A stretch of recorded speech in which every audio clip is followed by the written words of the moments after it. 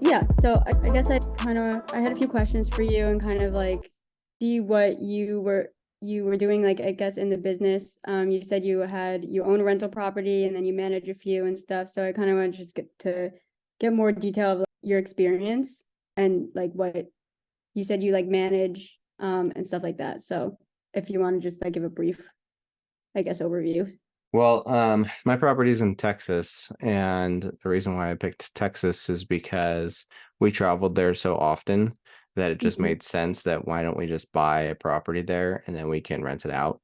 And then when we travel there, we can stay there and it'll just be a benefit for us, not only a place to stay that we have set up the way we like it, that is almost like a second home to us, but also it's a tax write-off. So Mhm. that all those benefits seem to make sense. When you're looking to do your first Airbnb, it makes the most sense to go somewhere that you like to visit because we Yeah. go back quarterly, or at least we try to go back quarterly because there's always updates, there's always problems that need to get fixed, and sometimes hiring people just doesn't work. So Mhm. Yeah. visiting a To place that that you point, like to like go to is important. that's also why, so like I live in New Jersey. There's a lot of regulations. It's not very profitable, especially like I feel like where I live, it's only profitable during the summertime and then off season is basically dead. So that's why I am looking to do I'm a bit familiar with places in Florida. I have like friends and family and like scattered throughout Florida. So that's why I'm looking to do something around there. My biggest question would be like how you kind of set it up if you're in a different state and if you can do it remotely or you have to like constantly go back and forth to the place. It's possible to do a full setup remotely and you not be there. It's just not going to be the way that you maybe would set it up yourself. You're hiring Mhm. somebody to do it, so they're going to do it. And it's going to cost you a little bit because you have to have somebody there, like a designer, to do it appropriately. So it's possible to do it, or you can do what we did, which was we planned around closing and had all my shipments set to arrive after closing. We traveled a day before closing and just waited until the documents were signed. And as soon as they were signed, went to the property and started working. So you could have that type of time where you can dedicate for people doing it in a weekend. I think it's probably only realistic for like a one bedroom apartment or Mhm. something like a tiny home. I had a 2,500 square foot 4 bedroom house, and I think it took Oh, us two yeah. weeks. So Okay. there's no way that we were able to do it over the weekend like other people have said, but it Yeah. really just depends on the property and how much of it's already done. You could very well buy a property that's already furnished or already set up as an Airbnb, or you don't have to change a little bit and you could get it done. Gotcha. Okay. Yeah, that's probably right now I'm kind of looking into like, well, ideally I want to get started into like arbitrage, I guess, to start creating cash flow. I do have like some money in savings, but probably not enough for like, to get investment property, you need like 20-25%, which is a good chunk of change. So I don't have that much money. So, which is why I ideally want to get started with like renting out an apartment or like a house or something like that. And then eventually owning my own property and then another one down the line. But that's kind of like where I want to get started. Um, but I'm just not exactly sure like how I would feasibly do that, especially looking for something out of state. And then also like, okay, I get the property set up in another state, like managing it outside of where you live if you're not close to it. But you're like, how have you gone about doing that so far? So what's really important are your cleaning crew. And it Mhm. does need to be a crew, not just a single individual person. What I advise people to do is to have, go online, find some cleaners, go on Facebook, go use the apps, whatever it is, but have them come out to you while you're setting up and walk them through the property and show them exactly how you want it set up, how you want it turned over every single time, what they need to do. They need to be taking photographs. They need to report to you any damage. They're essentially going to be the property manager um, without them being managing it. They're letting Mhm. you know what needs to be fixed or what needs to change. And so training the cleaners is going to be the most important step for managing remotely, because as you move on, as you get turnovers and you get more bookings and whatnot, if the cleaner starts cutting corners, or if they don't report any damage to you, or if it starts property just starts degrading, you're not going to know until either you go to visit it during that quarter or one of your guests complains. So, and you don't want that. So Yeah. having a trusted cleaning crew is like one of the most important things for managing remotely. And how do you go about finding that crew? Do you kind of just like start with one and like you tell them what you essentially need, and then if it doesn't work out, you can fire them and get another one type of thing? So it's best, you're going to find some people that you think work well with. What I find best is using whatever realtor or whatever person referred you the property. They're going to have contacts and they're going to have knowledge about local cleaners. Get with them first. That's been my best source. And then use them, build out your relationship. The cleaner I have in Texas, she didn't do Airbnbs, but she came out and I go, hey, this is what I need. Can you do it? They're like, yeah, we could do it. And I just had to train her a little bit to get it going, and then it worked out great. Okay. As far as cleaners that don't work out, it may be that maybe they just cut corners because they got overwhelmed, or maybe they cut corners because whatever the reason was, whatever was going on in their life, it may be best just to put them as secondary position when you're using like Turno, so that if your primary cleaner can't handle it or their crew can't handle it that day, then you have a secondary and be like, hey, do you want this job? No. Gotcha. So Okay. at least they already know your property, you've already introduced them to it, and you don't have to go over finding a whole new cleaner for that one job. And what was my other question? I guess, yeah, you said something about Turno, like they essentially, I'm kind of familiar with it. You set it up with like your scheduling of when you get bookings, and then it will kind of set it up with your cleaners, correct? Yes. Is there any other like, I guess, automation that you need besides like cleaners? Essentially, you said they're going to be like your property manager, kind of, without charging, like, property managers probably charge like 20% fee or something like that. So it would kind of be like they would be like the eyes for when a new guest arrive and stuff. Is So there there are a anything else? lot of automations. Do Yeah. you have access to Rob's videos that, Yeah. all the lessons and stuff? Mhm. So if you've seen all of them, or if you go through those, there's an automation section. There are a lot of different things that can be automated.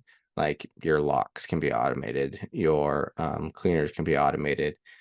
I mean, I have a regular interval for pool cleaning, for bug spraying, for, whatever it is.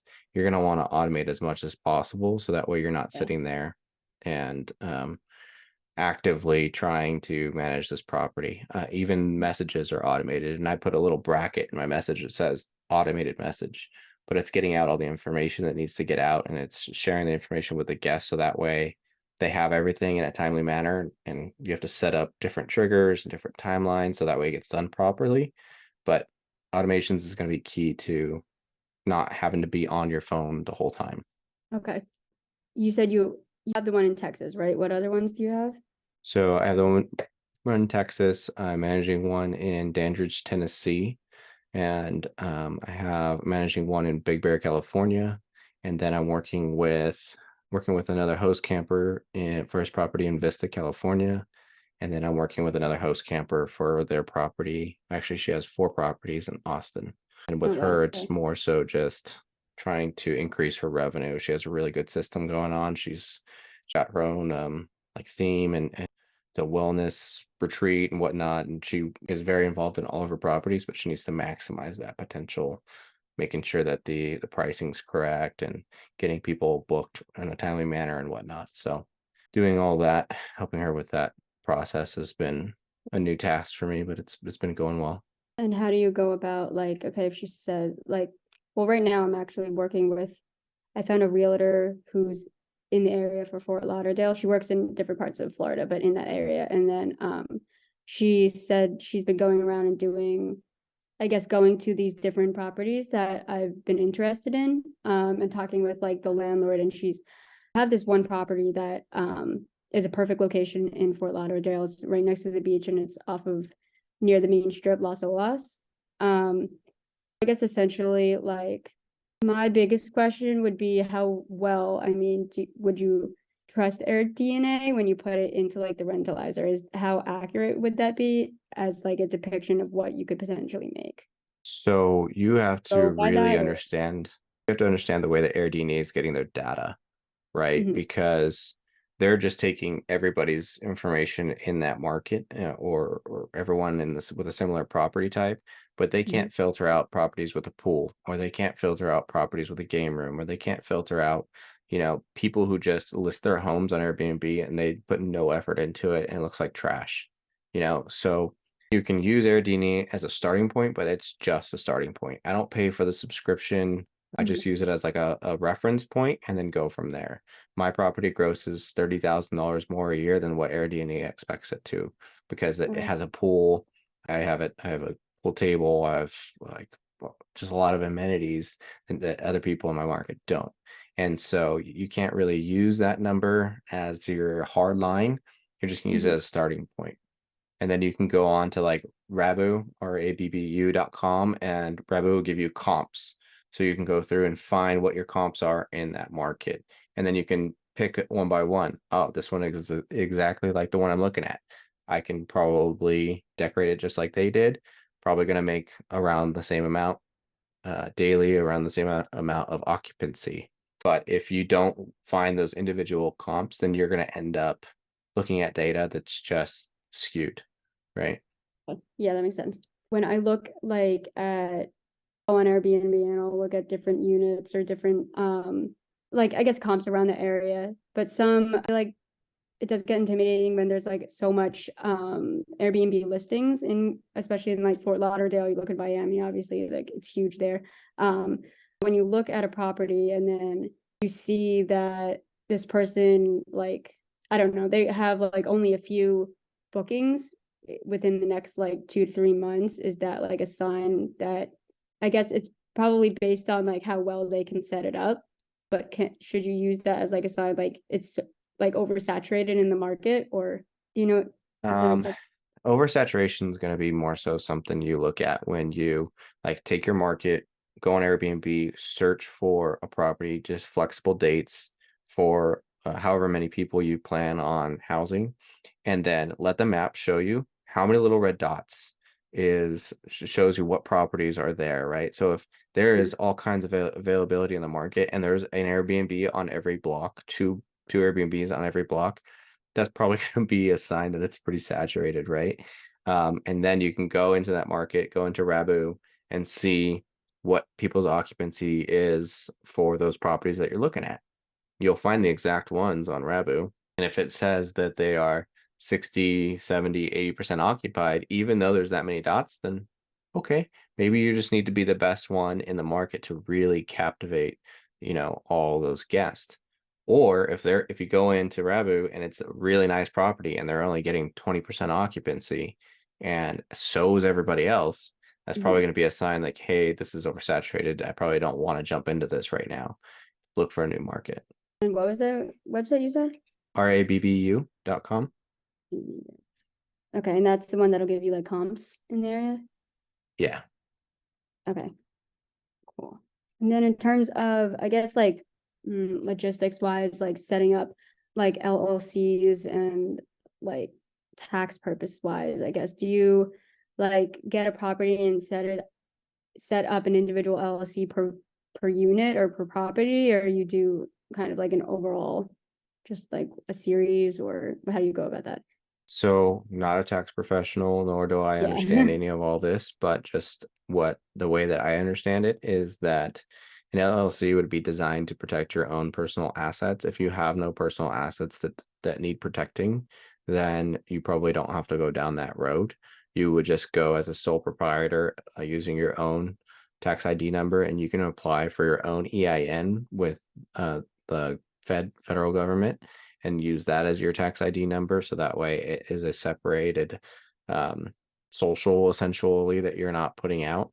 And the only reason you need that is because when you bill your cleaners or when you list your cleaners as paid out, you're going to want to send them, what is it, a W-4 or whatever. So that way you're Mhm. showing that you sent them $4,000 throughout the last year to do cleanings for you because you're going to deduct that.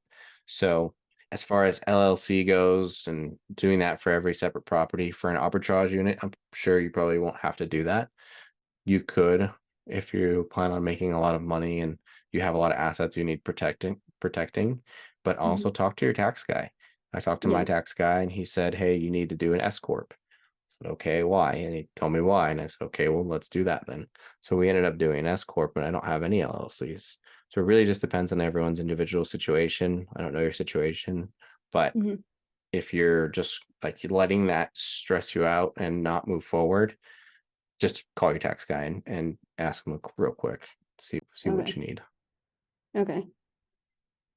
Yeah. And then what other questions that I have? I guess mostly it was kind of like the logistics and of automating things, of tying it all together. Once I like, I don't know, get my first property, it's just like I feel like it's very intimidating, especially your first one. Um, and kind of just like, I don't know how to like set up everything. I feel like if I get my first one, I'm gonna forget how to like do this or that, or like I'm gonna miss something. And then is come to have you ever gotten like forgotten something and then you get like a bad review or something, and then it'll like, will that one review is like affect your future, I don't know, bookings or anything, or can there are ways that you can kind of like backtrack and get it back up to like a good rating? No, you can't backtrack. If it's legit, then they won't remove it. But what we did was we built it out and we lived there while we were doing it. And so every little thing that came up, we're like, oh, it'd be nice to have little charging outlets on the nightstand so that way people can charge their stuff. Oh, it'd be nice to have laundry hampers in the closet so that way people can put their dirty laundry in there. Or it'd be nice to have the suitcase Yeah, stands, you that know. well, yeah. Mhm. So if you actually, while you're setting up, if you're living there and experiencing it like you're traveling, and you're gonna want to record it all anyway, you're gonna want to document all this stuff. So later on, when you're doing Instagram, when you're doing, you're documenting your journey, you have it all, that resources, all that footage, so that way you can post it later. Um, and so if you live there, send your friends there or send your family there that they're close. Hey, go stay at my place for the weekend. Let me know how it goes. Or your photographer, if you end up hiring a photographer, you can trade them photographs for a stay. So Hey, it's a good idea. go shoot my place. While you're there, give me some feedback. They may say, hey, you need a it was super hard to get on the TV. I didn't understand the TV. So maybe you need to make instructions. I did doing a video house manual where I sent a UGC creator to my house and told her every step you take in my house to do everything, record it and make a video of it. And she was like, okay, like how long are these videos? I was like, 5 seconds. How to open the door. And she goes in, put in number in, because everybody else is like super confused. They don't Mhm. read the manual. They don't open the PDF. They don't go on to the digital manual. They won't do it. But if I send them a video how to do it, they'll watch it. So little things like that. As far as, what you're worried about, if you took the lessons and you understand everything and paid attention, you're looking at the Facebook group, you should be able to get 95% of the way. And the last Mm. 5%, you can't make all the Karens happy. So Right. Yeah. Have you ever had like a situation where I guess you kind of just have to bite the bullet of like have getting that bad review? Like, what do you do when you get like, have you ever had like a, guess what's your worst tenant that you've had, and like how do you get through that? Or not tenant, not the the person staying at the property. Or has there not luckily been one? um I don't know about worst. I think things happen. I'm very accepting that things happen. I think that people lie, but I Mhm. think also whenever I've had an inkling or an indication that hey, there's going to be a problem, I'll usually call them on the phone and I'll have them a conversation with them and talk on the phone and say, hey, what's going on? Hey, is it just going to be you guys? Is anything else happening? Tell me more about your stay, and then I'll let them know. Hey, this is what we're worried about. Recently there's been a lot of parties, or it's holiday season, or it's um, college and high school graduation season, that's usually a problem. Hmm. If you are not there, it's going to be a problem. If you know, cops get sent out, you're going to pay this fee, whatever it is. And if they go, yeah, that's not a problem, I'm not going to have a party, or yeah, it's not a problem, I don't smoke, or whatever it is, then you can move on. But the people that push back against about what you're talking about, they're usually the ones that planning on bringing a pet and they're not allowed to. They're the ones that are going to smoke inside when they're not supposed to, you know. So it's really going to be your comfort level of making that phone call and having that conversation with them. So that way you have this understanding. And if they're not comfortable, you're not comfortable, hey, sorry, it might be best you just go somewhere else. Gotcha. So I guess going about screening tenants and stuff. What is your process of doing that? So if they have a positive Airbnb review, I usually don't worry about it. Um, if they are new, I will send them through Superhog, and then I'll make them sign a rental agreement. So by signing the rental agreement, they give me their name, address, phone number. They sign saying they understand all the rules and that they're responsible, and that applies for all the people that they bring to the house. And then when I send them through Superhog, they actually have to take a picture. They have to have their ID, have it like one of these calls and show that that ID is this person. And then they have to sign another agreement, and then they have to give up a $500 deposit. So normally, if I push people and they're like, "Hey, I don't want to do this," I'm like, "Cool, you can cancel, and Mhm. I'll find somebody else. It's not that big a deal." And if you're pushing people and they're like, "Okay, no problem. Here's my deposit. I totally understand. You have a lot of nice stuff. I don't want to ruin it," and that's great. Then those are the people that you're not gonna have a problem with. Gotcha. Okay. Um, so your place is four bedrooms. Four What's your beds. max like occupancy, like So allowed? I set it to 8. I mean, I can probably fit 16 in there, but I don't want to. When you look at Mark Simpson's book, Book Direct Playbook, he talks about your customer avatar. And just because I can shove 16 people in there and charge more, that's not who I want to attract. I want to attract Right. families who are traveling. I get a lot of international people somehow visiting Houston. If you come with your family, I'm not gonna have a problem with you. Right. You may say, "Hey, the floor's a little dirty," and I'll send my cleaner back out to mop or whatever, but I'm not gonna have a problem, So I just set it to 8, even though we can Okay. fit so much more. And have you ever had, like, I guess when the person books it, would you be able to tell if it's like a family versus like college kids versus other types of people, or like, because I'm trying to think of like if I would essentially, I guess, how would you be able to tell, really? Well, when they book, they're gonna say what they're doing there, and they're gonna say if they're bringing kids. So if they're bringing kids with them, then that's usually an obvious indication that it's going to be a family, especially if it's like 4 or 5 people total, 2 adults and 3 kids. That's Yeah. probably going to be a family, right?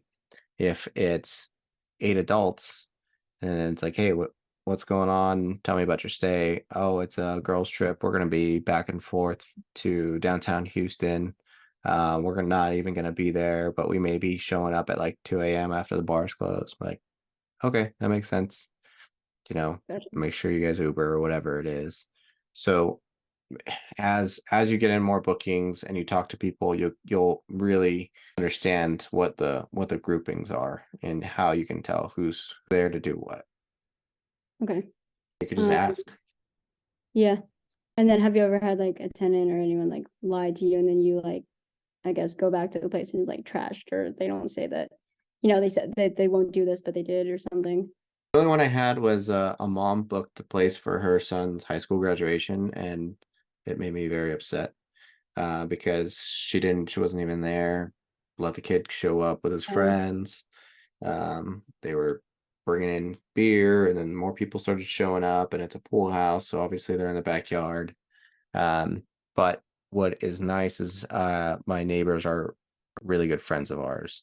And so if there's ever any issues or if there's any problem, they're going to give me a heads up first, like, "Hey, there's a bunch of kids at your house. You might want to figure out what's going on." And in that case, I called the person that booked it and said, "Hey, are you at the house?" "No." "Okay, well, do you know what's going on over there?" "Yeah, my husband should be there. I said, well, why don't you figure out if your husband's there? Because I guarantee you Yeah. he's not. She's like, oh, okay, we'll call you right back. So then they call me and like, Mm. hey, you got a bunch of kids there. We're not doing parties. You need to tame this down. And they're like, you know what? Sorry. They came by like 20 minutes later, made all the kids leave and whatever. But it does happen. Gotcha. In terms of like, I guess having things break, or I know there's like air covers, there's certain like, do you normally just do what the Airbnb insurance is, or do you have other insurance or anything? So for direct booking, I have an additional two different insurance policies. So I have a $500 limit insurance policy that costs me $23 per booking. And then I have Super Hog if I need it to go through, and that's like, I don't know, 5,000 or something like that. So when I get direct bookings, I usually do put them through both, so I'm covered, and they're not very expensive.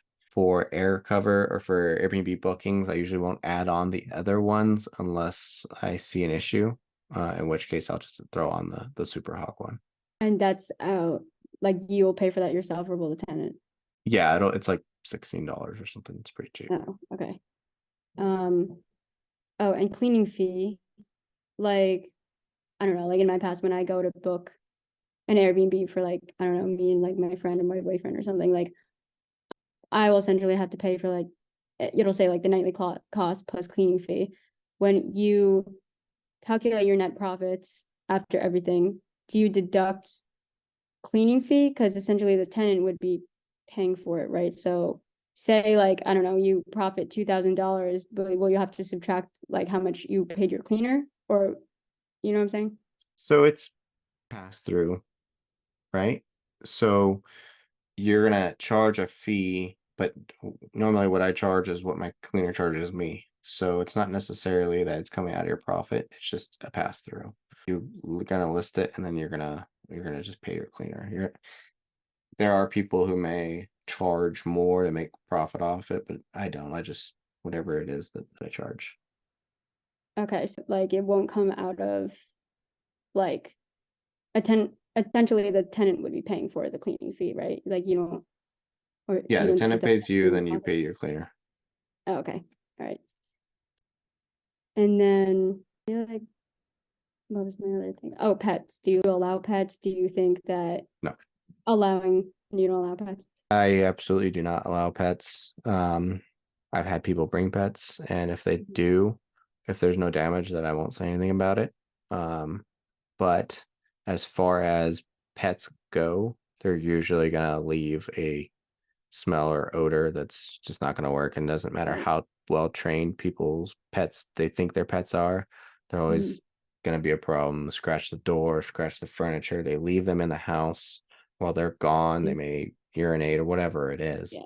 Um, there are people who allow pets, and I think that they are just very trusting, because what you have to understand is not everybody is like you. And so the people coming to stay in your place are not going to hold the same standards that you do. And so Mhm. you may think, oh, it makes complete sense. You just put them in a crate when you're gone, and the dog's going to be fine for 2 hours. And I let them out and I fed them and whatever it was. But that's because you do that. They may not do it. And they might not think to do it, whatnot. And so I think pets is a no-no. Other people do it, but it could also be something that helps you market yourself when a I was saturated gonna market. ask. Yeah. Yeah, because if you allow pets, and very few people in your market do, then Mhm. you're probably going to get booked a lot. Gotcha. Yeah, it's kind of like a catch 22 if you allow pets, but then you have a tenant come in after another tenant and it smells of like a wet dog or something like that. But then you wouldn't have that in the first place if you didn't allow pets. You know what I mean? Doing research if I guess other I guess checking out the comps to see if other places around allow pets. Because I guess like in your area, have you seen most of them probably don't, or So for my Texas property, I'm booked 80%. I don't have to worry about it. There's no need for me to try to drive more traffic by allowing pets. Mhm. For the Big Bear property, very saturated market. Allowing pets might help, right? For the Dandridge, Tennessee property, That one is very midterm oriented. Somehow it just everyone travels to that town for work. So I got a month booking, a month booking, a month booking. And then we got a 3 month request with pets. And it's like, well, we may just make an exception for a 3 month request. So you can play it by ear, you know? Got it. And pricing, how do you figure out how to price it? Do you use was it I Price use Lab Price or Labs. something? Yeah, I use Okay. Price Labs, but there's like when I first started it on each property, like I'm messing with it every single day. How is me making this small change going to affect my bookings? Am I still getting booked at this higher rate? Will I still get booked on the weekends if it's extremely high while my weekdays are low? Like there's different pricing strategies that you can implement. And so it's a constant tweaking game. Okay. And can you just kind of give an overview, like how Price Labs works? Like, do you, I don't know, you put in like the information of like what your property is and what amenities you have, and it'll spit out like an average price of what other places around there have? You just put in your amount of bedrooms and then your location, and then it'll do a market research for you and come up with an average. And then you can tell it, is this mid scale, upper scale, or lower scale? You can tell it how you want it to be, and it'll give you a price that it suggests, and then it'll show you your price compared to others. So it has a cool tool where if you know who your comp is, you can just compare your price to your comp and then see exactly what your prices are for the days and how you should be priced if you want to be priced the same as them or maybe higher. It a lot of charts and availability there. It's just a matter of using it. And does that connect? Is that like another automation tool that will connect to, with your listing, or will you have to like, Yeah. it does? Yeah, it does it automatically. Cool. Okay. Yeah, that really helped. I feel like that answered a lot of my questions that I was kind of like, I don't know. I was kind of like lost of like really kind of how to get started so far. So I feel like once I get into it, I'll have more knowledge going into it. So thank you so much for taking the time and kind of doing this with me.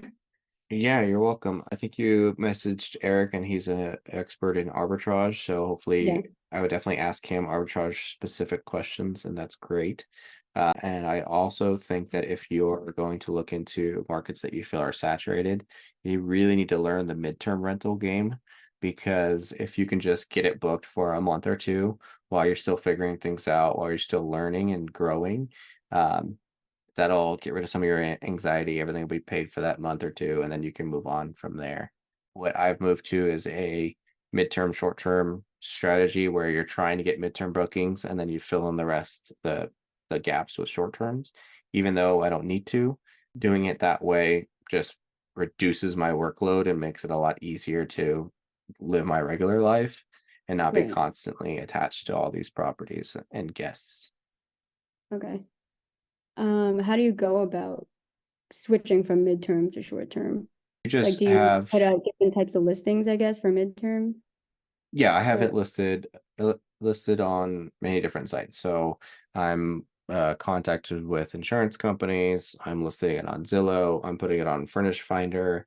I'm putting it, anywhere I can that's going to get you can, I mean, you could put it on Facebook Marketplace.